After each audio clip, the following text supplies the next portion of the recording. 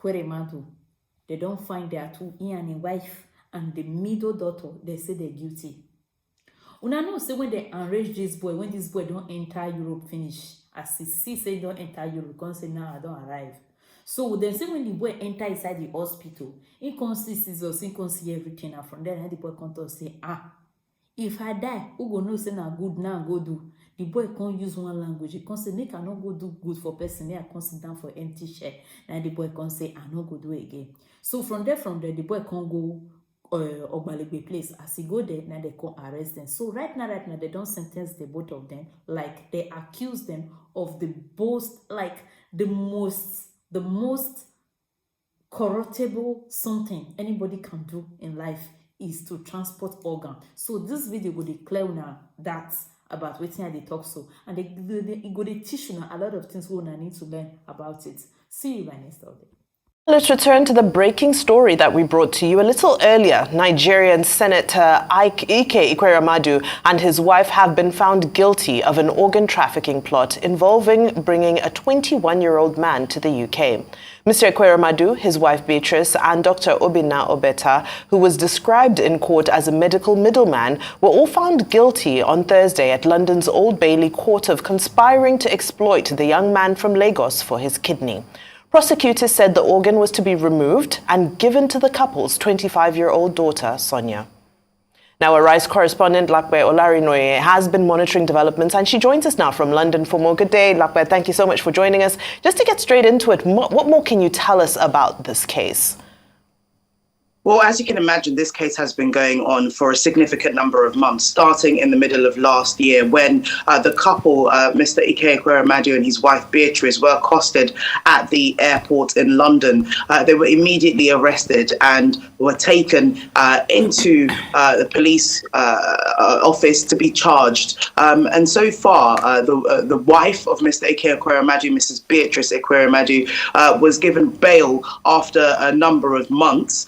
And then later on, as the story developed, we found out that their daughter, Miss Sonia Ekwer, and this medical middleman that you described, Dr. Obinna Obeta, were also then charged with the same charges of course, organ trafficking under the Modern Day Slavery Act. Now, so far, it has been a tumultuous trial with Mr. Ekwer taking stand under cross-examination, being asked a lot of questions about his involvement and knowledge of the organ transplant, if you like. And so far, after the 6 weeks trial, they've been found guilty at the Old Bailey. Now, it's worth noting here that Mr. Ekwer and his wife have been found guilty, as well as Dr. Obinna Obeta. But their daughter, who is, of course, at the center of this case, has been cleared of all charges. That was just today, earlier on today, she was cleared. But the other three have, of course, been found guilty. And as you rightly pointed out, sentencing won't happen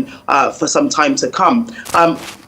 But like I say, it has been a very tough case, specifically because it's been involving their daughter. Now, let me just tell you a little bit about the laws in this country. Organ donorship is currently allowed in this country so far as there's no financial reward. Now, what has been at the center of this case is that young man who was said to have been brought from Nigeria to the UK, facilitated, if you like, to the UK in aid of transplanting his organ. He was said to have arrived at the hospital and not agreed. Thereafter, he says he was kicked out and had to go to the police station to find succor. And for that reason, that's why this case escalated so quickly. And unfortunately, a family is caught up in what is a crime in this country. Thank you so much, Lakwe. Of course, Ekwer insists that he is in fact a victim of a scam. Do you know what happens next, if there are any plans for an appeal? Well, currently, the sentence of the charges that they've been convicted of are definitely quite complicated, in the sense that this is the first time that anybody has been found guilty under this new Modern Day Slavery Act. However, the charges that they've been found guilty of are specifically for organ trafficking and not human trafficking, which of course would find a higher sentencing.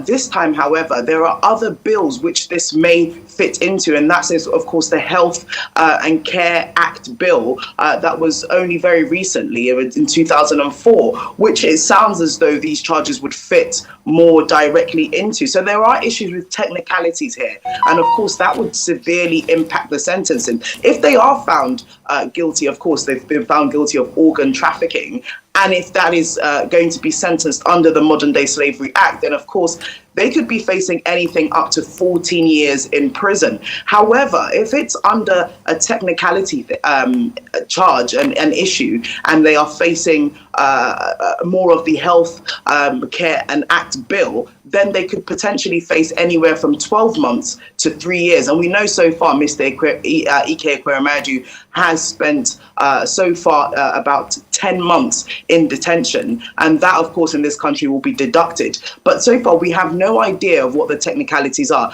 I would suspect that as somebody with a legal background like Mr. Ekweremadu, this could potentially be appealed and go to the next level of the legal justice system here, and could go to a higher court, and therefore could be thrown out. But it's too early to say. We won't have a clearer understanding until that we wait for that sentencing.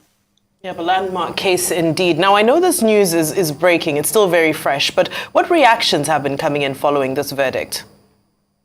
Well, you know, so far I've been across this story, and so far there has been a lot of reactions from British media. In fact, several of the British newspapers and television organisations have covered this story, have described reactions of the accused, saying that Sonia wept profusely as she hugged her dad before he went down into the docks. She, of course, was cleared.